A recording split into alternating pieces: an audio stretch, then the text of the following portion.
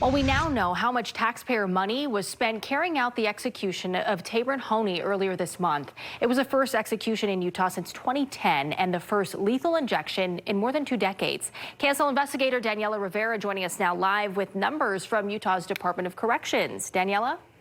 Well, that's right. There's only so much the department can tell us after the Utah legislature adopted a secrecy statute that Governor Spencer Cox signed, intended to keep some information about how the state carries out executions from ever being shared with the public. Here's what we do know. According to the Department of Corrections, the total cost of Honie's execution was more than $288,000. Now, that's broken up into medical services and supplies, which includes the drugs, IV lines, the EKG, and payment to executioners who were not corrections staff.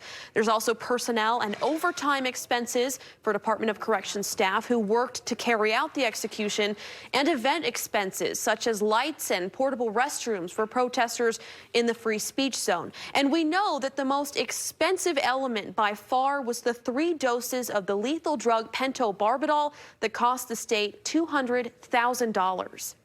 It's an enormous amount of money. That, of course, is what capitalism is all about. As a product becomes scarce, it becomes more expensive, and that's what's happened to pentobarbital. But I think the voters of Utah really need to think about what else could $200,000 be spent on.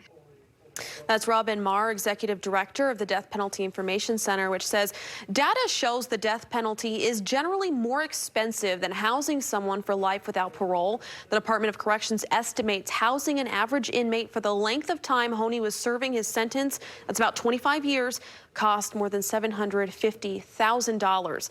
Now, what we don't yet know is how much taxpayer time, dollars, and resources were spent on Honie's legal case throughout the lengthy appeal process. We have asked the Utah Attorney General's office for an estimate of that cost.